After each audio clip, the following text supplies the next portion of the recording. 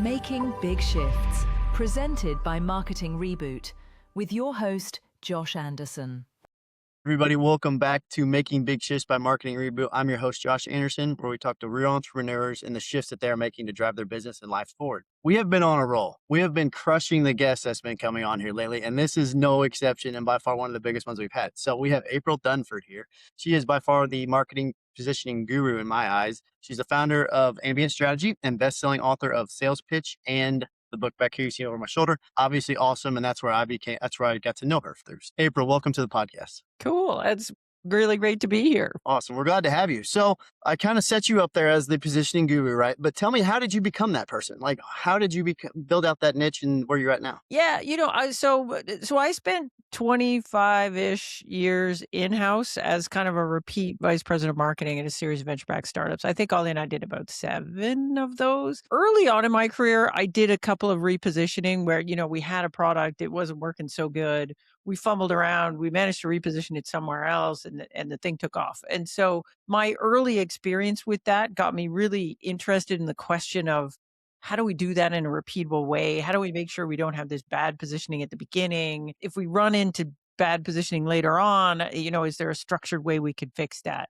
And so when I was in-house, I kind of developed a skill or a specialization around that. And in the later years, when you hired me because I could talk intelligently about positioning and you thought you had a positioning problem. And then about 10 years ago, I made the switch to consulting, and it made sense to focus on that because that was the thing that I kind of saw as my specialization. And then, fast forward 10 years, here we are. Very good. Very good. So we hear about positioning a lot. Obviously, I've said the word 12 times already in this podcast, but at its core fundamental level, what is market positioning and how does the strong positioning drive growth for companies? Yeah. So the way I define it is this, like positioning defines how your product is the best in the world at delivering something, some value that a well-defined set of customers cares a lot about. Good positioning defines a set of things. Like it defines who exactly do we need to be positioned against? So what are the real alternatives to what we do? It defines what capabilities we have that are different from what the alternatives have.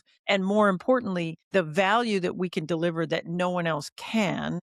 And then it also defines, well, who's a really good fit for that? So what are the characteristics of a target account that make them care a lot about the value that they can only get from us? And then lastly, positioning defines also your market category or the context that you're positioning the product in. The whole idea is really strong positioning helps you really succinctly and clearly answer the question, why pick us over the other things you could do? Yeah. Like you said, category there, that like really just clarifies instantly for some recognition about what your company does, right? It helps like cement It's sort that. of the starting point. Yeah. Like the real job of a market category is if you got a prospect that doesn't know too much about your stuff and you come in and you say, hey, I got this thing, it's a CRM. And just by saying that, you've Right. set off a bunch of assumptions in the minds of Totally. customers. Oh, you're a CRM. Well, you must compete with Salesforce and you must like track deals across a pipeline. You probably sell this to the head of sales or somebody over in the sales department. It helps the customer get oriented. And then you say, well, we're actually a CRM for law firms. Okay, I kind of get what you do. I don't know exactly what it is, but I know what a CRM is, and then I'm going to build on that. What it does is it sets off a set of assumptions in the minds of prospects about what you're all about. Now, good positioning sets off a set of assumptions that are true. And it's like, okay, I don't have to tell you exactly who all my competitors are. They're kind of assumed. I don't have to list every feature. A bunch of that stuff is table stakes for the category. If we do a bad job of positioning, we come in and we say, hey, we're like a CRM. And then everyone's like, okay, CRM. And then you're like, but we're not. Yeah. Yeah. It's too late. The customer's like, okay, you're a CRM, so you compete with Salesforce, right? And you're like, no, we don't actually.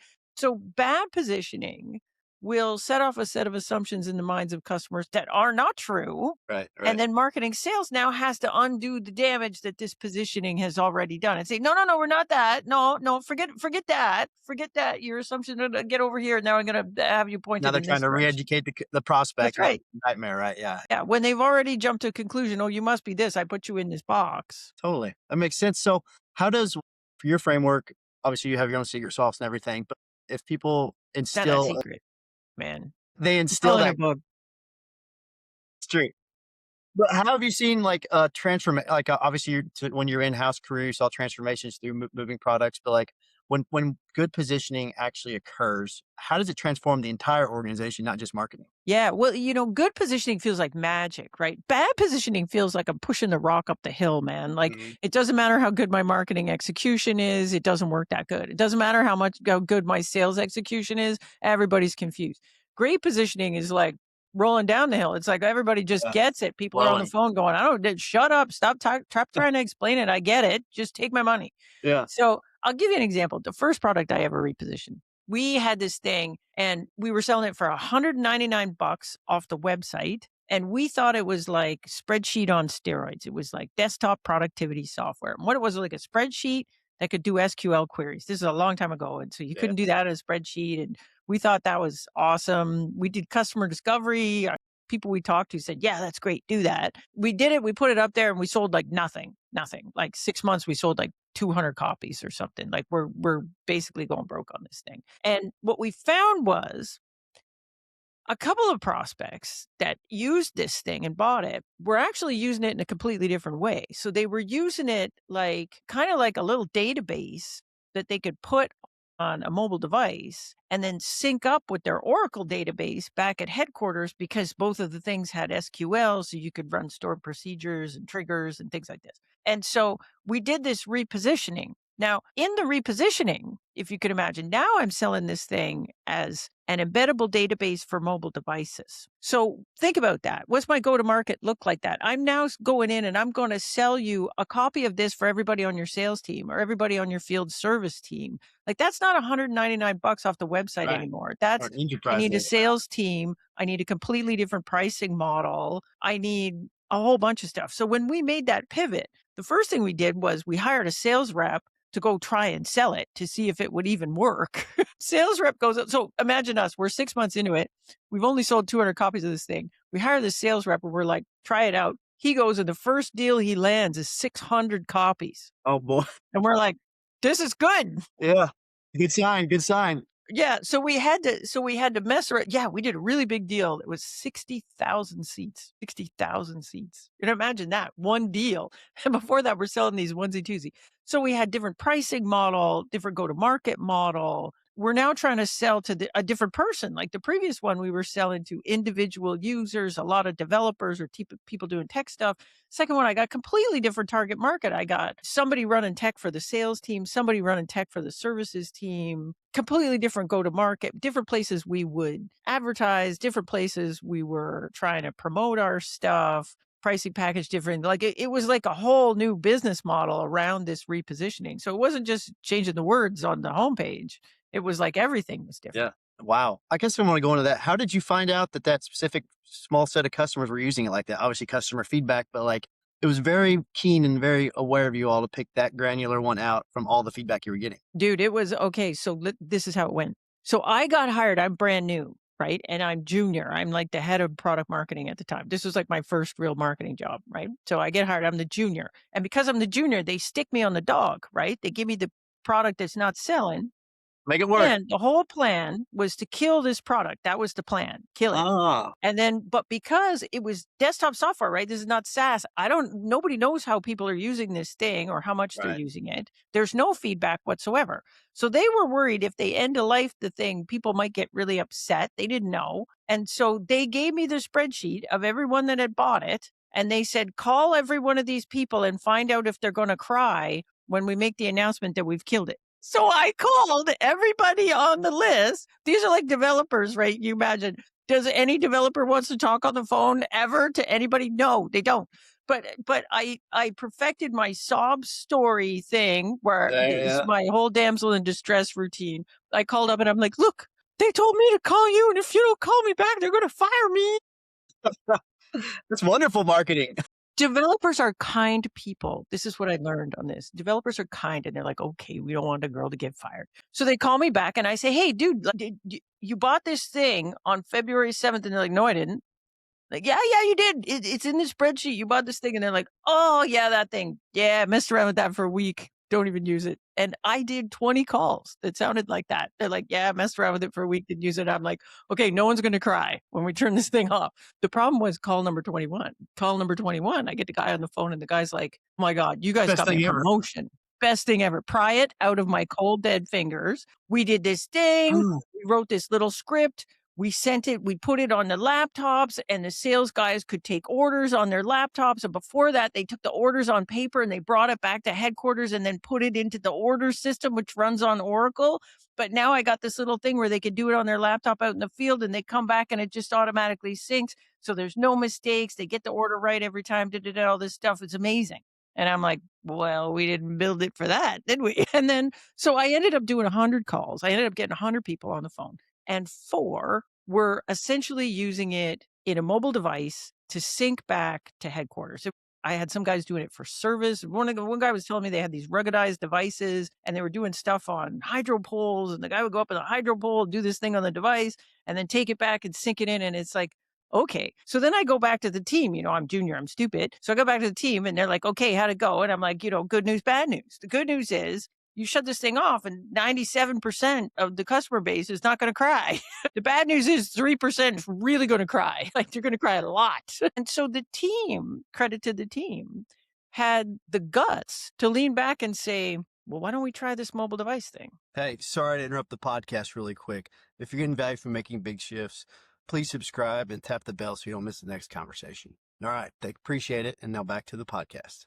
And then it was like, okay, well, how would we do that? Well, we did a little bit in the product, not much, but a little bit, right? To make that syncing thing really easy. And then we have to hire a sales guy. We have to try it out. We have to figure out what the pricing is going to be. So the company tried it out and it totally worked. In fact, it worked so well.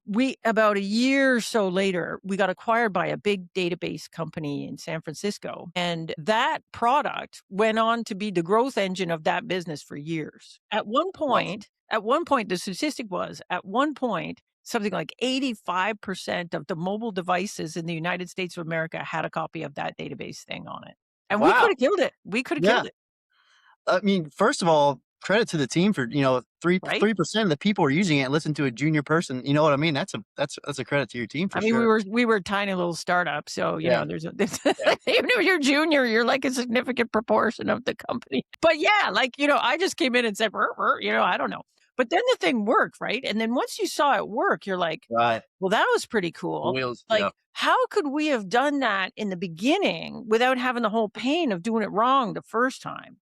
And so after the acquisition, I am at the big company, and here's what happens. My boss quits because he's rich now, right? But it's a big acquisition. He's gone. And I get the promotion and they put me in charge of marketing for this little thing. And then they transferred all the junky ass products they had around that weren't selling. Fix them. Yeah.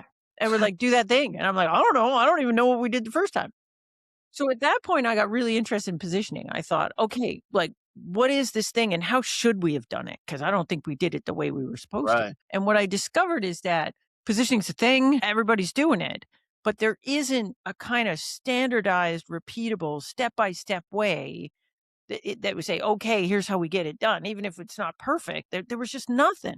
And so I thought, that's crazy. To me, I thought that was crazy that we didn't have that. And so, I spent the next 3, 4, 5 years trying to figure that out. That's amazing. And as you're figuring that out, and so like that new product was early growth stage, of course, what do you see now looking back? What are the most common mistakes you've seen these early stage companies make with positioning? Well, a handful of things. So first of all, the most common mistake is the product has not been positioned deliberately, meaning the company didn't sit down and actually look at, okay, what are the alternatives to what we have? What do we have that's differentiating? And what is the potential value of that? And therefore, who should we sell this thing to? Had we done that with that product? Because we kind of messed around the outsides of that and talked to customers. And customers, we were kind of like, hey, if you had a spreadsheet that did SQL, would you like that? And they were like, yeah, Sure. sounds kind of cool. Yeah,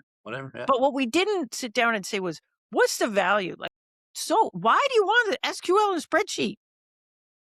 Yeah. Why do you want it? And if we had sat down and got really tight on that, we might have come up with this aha moment, which was the reason you want it is because you can't, like back then, you couldn't put Oracle on a laptop. Like the footprint on that thing was just too big. You had to have Yeah. specialized servers, and the setup took you 2 weeks. And it was like the whole big deal thing to get Oracle installed on a server.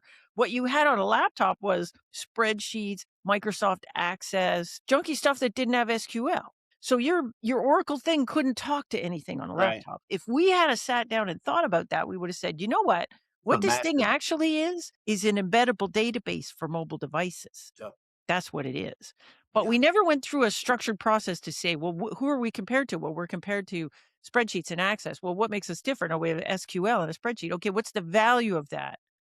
And the value of that is it's compatible with the thing in the office. And then you say, well, who cares about that? People with a lot of folks on the road that need to do stuff like salespeople, like service people. Had we gone through that process, we might have got there without having the pain of, putting a thing out, having it fail, almost canning it, the whole deal. Interesting for sure. So let's just do a hypothetical scenario, right? So if you were starting, let me think, a B2B project management software, I don't know. And there's tons of established players already, Trello, Asana, So blah, blah, many. blah, we know them.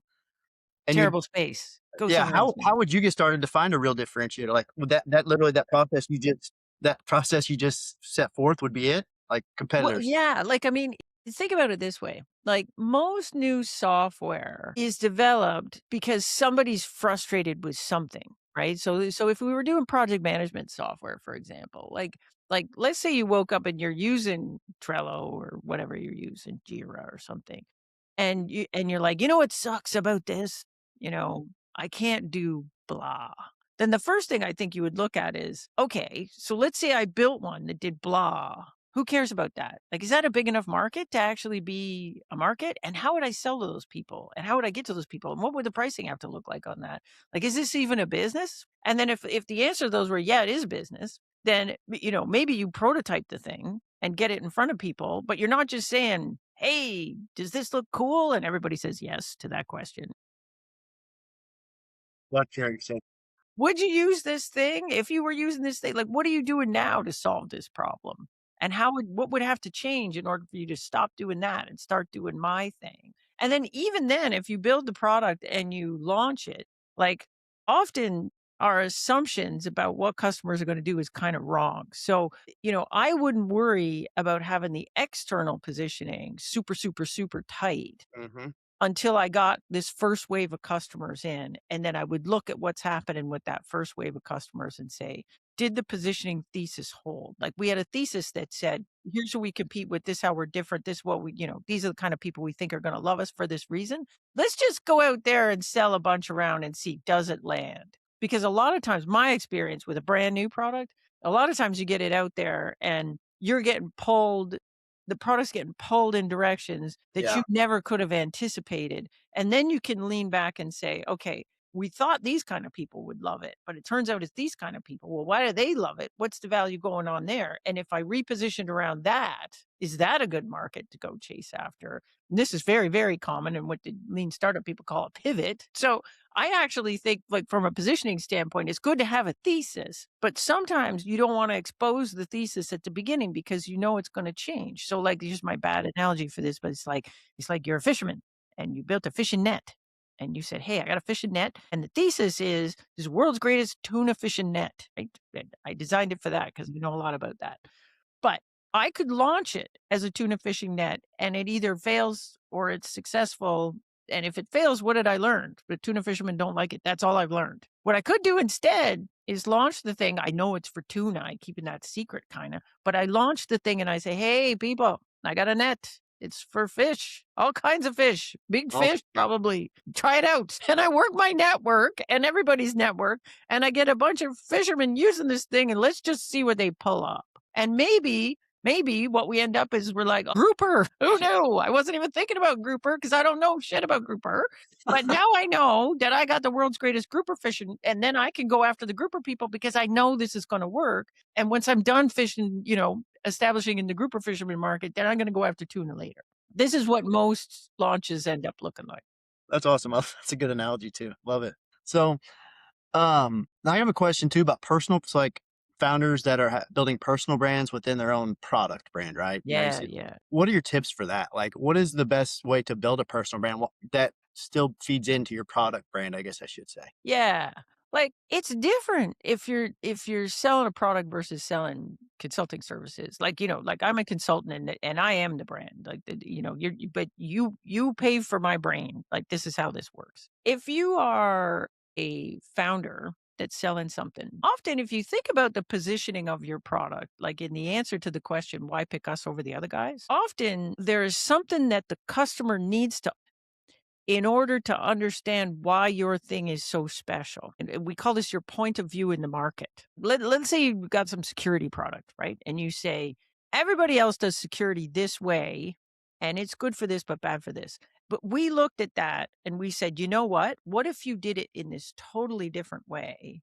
And that would get you this different security profile. There's an education bit there. And so I think often the founder's role is to evangelize the point of view Gotcha. Yeah, yeah. that says, I've worked with 1,000 companies and this is what I know about that. And this is where we're getting this wrong. Like, in my opinion, it's not so much about, again, I think this is where a lot of personal branding goes wrong is it's not about me and my spouse and my kids and my trip that I did the other day. And this is what it taught me about leadership. Like, I think there's too much personal in the personal branding. Maybe that's just me, but we're not trying to be Kim Kardashian here because Kim Kardashian's like me. She's the brand, right? What we're trying to be is more, the expert. And if you understood what we understood, then you would always be buying our stuff. And it's my job to evangelize our point of view on the world. And you want to be an expert in that.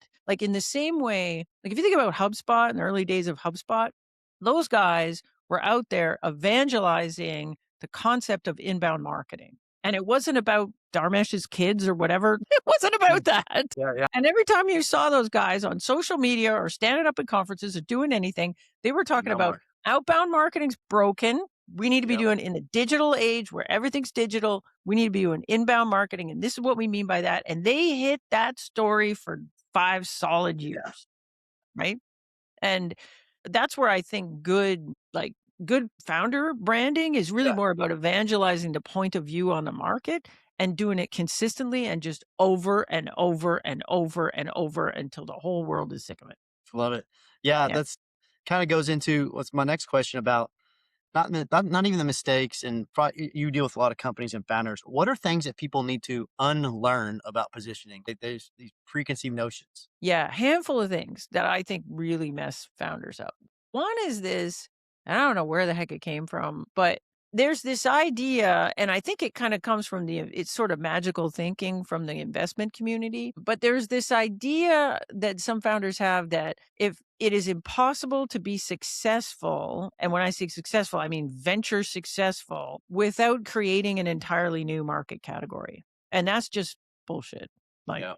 that's absolute bullshit. Like Totally. this bugged me so much. I heard this so much. At one point, I did the actual study on this, and I went and I looked at every company that had gone public on the NASDAQ in the previous 10 years. And then I looked at, were they positioning themselves in an existing market category or creating a new market category at the time they went public, which means they're big already, right? And it was very few. It was under 10%. Yeah, I mean, there's 7% of the companies that's crazy. were positioning in an existing market category. Now, sometimes people will try to pretzel themselves. Like, for example, I had this conversation with a founder once, and they said, well, what about Snowflake? And I'm like, Snowflake's positioning at the exact moment when they went public was, we are a data warehouse for the cloud. Yeah. And he said, that's new. Nobody had a data warehouse for the cloud before. And I'm like, dude, it's a subsegment of the data warehousing market. We know what a data warehouse is. So that is not creating a new category. That's saying, hey, we're a data warehouse, but for this, right? A lot of that have to do with it just requires just so much more education, right? If you're in a brand new category, it's going to require a lot more education of the prospects, right? Absolutely. Like the whole purpose of a market category Like you talked, yeah, is to orient the customer in the space. Now, sometimes, and it's about 1 in 10, less than 1 in 10, you got to think it's so new, it's so weird, it's so advanced. It's usually using some breakthrough technology that hasn't existed before. And you had no choice but to position in a new market category because there is no good market category for you to position in. And in those cases, you're just going to have to suck it up and do it. I've worked with about 350 companies. as a consultant, and I'm running about perfectly 10%. About 10% of the time, it's like, sorry to break it to you boys, but we're creating a new market category here because there's no other way to do this. And then when you do that, you have to be very, very careful. So the first thing you need, patient, long-term investors that get what you're trying to do, because this isn't a 1-year thing or a 2-year thing. This is like a 5 to 10-year thing to create this market category. And you need investors that are going to stick with you when you hit year 3 and it still hasn't hit yet, to carry on with you. If you look at, then the second thing is you need to be very, very careful about the moment when this category begins to emerge, because that is the perfect moment for a well-funded copycat to come in behind you and leapfrog you, because After you've done all the work to build the category out, right? dude, you've done all the work and you're tired and your bank account's empty. And these guys come in with fresh cash and say, yeah, us too, but better. Because it was way easier to build because they just looked at your stuff, leapfrogged all your stuff and did whatever. So you have to be very, very, very careful about getting up front. Like, the history of Silicon Valley is littered with companies that blew their brains out making a market category and then fumbled it at the 1-yard line, like MySpace, Ask Jeeves, all those things, like Research in Motion, BlackBerry. Like, there's tons of companies out there that did this great job, invented the category, did the thing, and the minute they did, smoosh. So we have to be very careful when we're doing that. It's hard to find examples of a company that was actually creating a category when they were small and lived to dominate the category once it was created. That is actually super, super rare. What we see more often is companies dominating the category and then creating a new category that supersedes the category, that basically just expands the boundaries of the category so that they have a bigger addressable market and they can keep growing. So that is quite common. And it is probably the place where you really want to do category creation. Okay. Very interesting. So trying not to be in a category is a very thing people, or something people need to unlearn. Was there another one that you commonly see? Well, yeah, like the first one is not doing the positioning deliberately, right? Yeah. So just kind of saying, we're a database. What else could we be? What do you mean, man? Like, second one is overthinking the market category thing, or trying to force yourself in a new market category when there's an existing market category that's just fine and would be way easier for you to position in. The other one, the last one I think is a little bit more advanced. The most common thing that I see with successful companies that come in and work with me is there is great disagreement across the senior executive team about who to position against. And that disagreement manifests itself in weak positioning. And it does it like this. I'm thinking about, there's a company I was working with 3-4 weeks ago. And they came in and I said, okay, step 1, if you didn't exist, what would a customer do? And so it was very clear what we were replacing. Generally, this product was replacing some homegrown stuff, like stuff that people had built inside, or manual processes. And then I say, okay, well, who lands on the short list against you? Like, who else, is a competitor to you? And the head of product put his hand up and he said, vibe coding. People are going to vibe code this thing. It's like Lovable or one of these vibe coding things. And the head of sales got this look on his face like, and I said, well, what do you think? And the head of sales is like, not once. We have never seen that in a deal, not even once. And the head of product was, we will, they could, trust me, right? So this is a very serious thing to tackle, because here's the thing. We are terrible at predicting the future. Terrible. And just because a product could compete with you, or might compete with you, or should compete with you, doesn't mean they do. And so we need to be really grounded in who is causing us pain right now. Because if a customer is never putting that thing on the short list, guess what? It's a ghost. I don't have to position against a ghost that doesn't live anywhere except my own head. Customers aren't thinking about them. Customers aren't putting them on the short list. They're not causing you any pain. And here's the reality. If in the future a customer starts thinking about, hey, maybe I could vibe code this thing, and we start losing some deals to that, we can adjust the positioning accordingly if and when that ever starts to happen. But trying to position against things that customers aren't even thinking about is just going to make your positioning weak and confusing. Sure. Yeah. because you're talking about a bunch of things and they're like, vibe coding. What are you talking about? Like that's not what we're doing. I So love, yeah, for sure. so this is really important, and I think feedback from the sales team is really important, and getting real serious about who is actually causing us pain right now, and being open to the idea that, yeah, you could compete with these folks. They never end up on a short list for whatever reason. Maybe they don't have any salespeople. Maybe they're 4 people in a basement. Maybe they're focused on a whole different segment of the market than you are. You have no idea what's going on inside over there. So trust the facts and then be open to the idea that in the future, if and when we start seeing these folks pop up because we're watching for it, then we have lots of time to adjust the positioning then. Sure. And going to that, what you just said there, adjusting, reassessing, is that just basically dependent on just the market, or should you like do you recommend people put in like just annually review our positioning? Or Yeah. So when I was in house, we did it every 6 months. We had a 6-month thing where we get a subset of the positioning team together and we do kind of a speed run on it and say, okay, competition. Are we seeing anybody we didn't see the last time we did this positioning? What does that look like? The other thing you'd look at is differentiators. Like maybe your existing competitors have caught up with you. They put out a new release and you had a thing that was differentiating 6 months ago, but it ain't anymore. Or maybe someone's done an acquisition, or maybe there's a new. So we have this conversation and we say, does this impact the value that is differentiating that we can deliver that the other guys can't? And if it does, we got to go back to the drawing board on the positioning and do an adjustment. If it doesn't, then we say, great, see you in 6 months. We go back and do it again. Some companies, like I know some companies now, they're doing this quarterly, especially in all this AI stuff. So much stuff is changing and there's so much money being thrown at it and so much acquisition stuff happening that you might want to do it quarterly. But I always felt like every 6 months was enough because yeah, things didn't change that fast. interesting.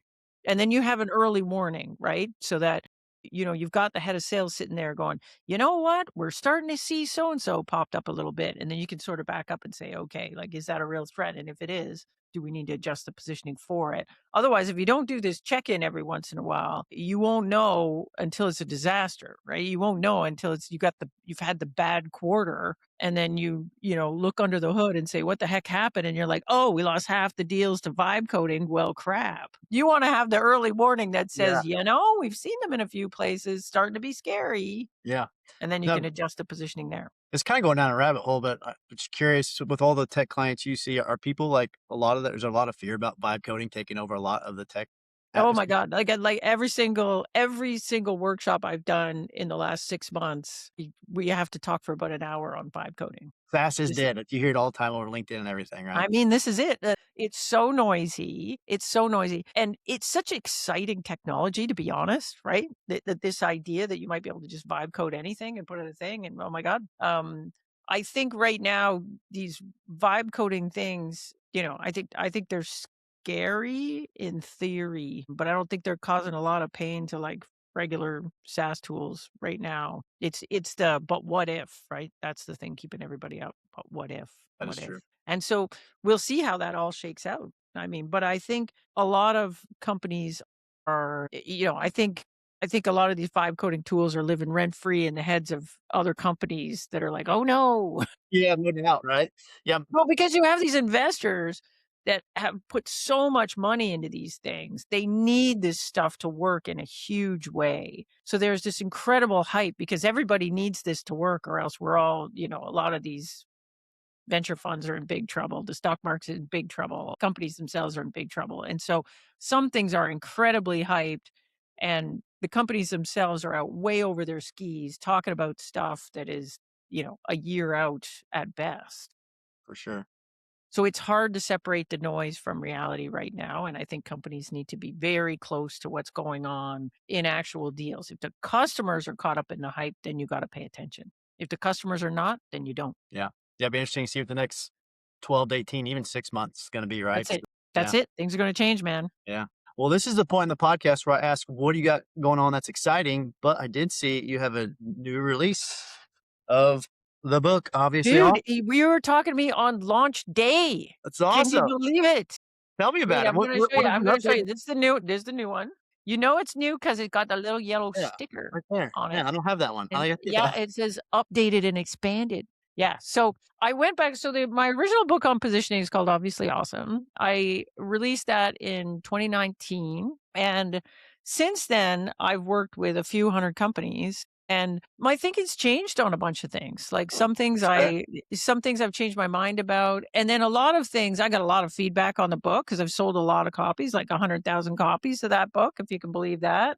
Tech people aren't shy about telling you when they think you did something wrong, right? So they send me the email and they're like, "Hey, on page 29, you said this thing." And I'd be like, "I know, I could have done it better. Yeah. Sorry." So it was fun to do a do-over and go back. So I've expanded a bunch of things. Like my chapter on differentiated value in the original book was way too short, it turned out. So I had to expand that. I added a bunch of stuff related to how to position if you have multiple products in a company, because I'm working with some bigger companies now, and that's actually really tricky and hard to figure out. So I added a chapter on that. I added a bunch of stuff in that how to prepare for a positioning exercise to make sure you've set yourself up for success.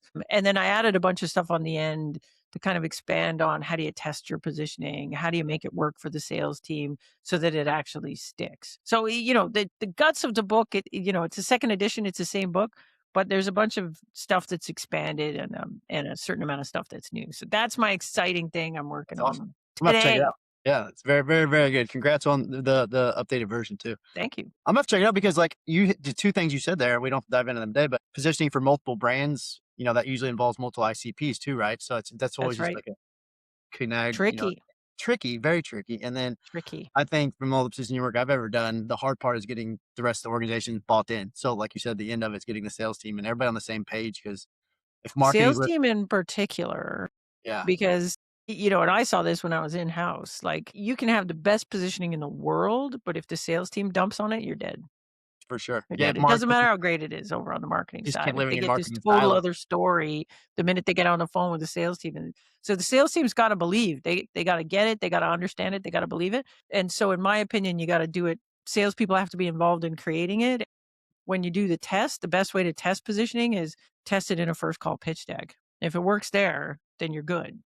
If it Love it. doesn't work there, then you're dead everywhere. This could be a 5-hour conversation, so I'm gonna have to start wrapping it up. Though I love this. This is awesome. Where can people find? Obviously, awesome. I'm assuming Amazon, of course, everywhere you find Yeah, books. Amazon. All the books are bought on Amazon. We could have a conversation about that. But it's aprildunford.com. If you wanna, I got a newsletter, and once in a while I do my own podcast. Not very often, but sometimes I do. And but the book is, yeah, obviously awesome. It's the second edition. You can find it anywhere you buy books, actually, not just Amazon. Yeah, I love it. I highly recommend the first edition. Taught me a lot. I'm looking forward to getting the second one. So I appreciate you being on the podcast. You're able to take time. I know you're busy on launch day, so thank you very much. Yeah. Well, thank you. This has been great. All right. Well, everybody, that's a wrap. Thank you so much for listening to Making Big Shifts by Marketing Reboot. Please like, subscribe, and share with your friends. And we'll catch you on the next one. Hey guys, thanks so much for listening to Making Big Shifts by Marketing Reboot. It would be a huge help to us if you subscribe to the channel and share this with somebody that you think needs it. Your support helps us continue to bring great guests on board and keep the conversation going. Have a great day. Thank you for listening to Making Big Shifts. Like, share, and follow for more. Join us next time on Making Big Shifts, presented by Marketing Reboot,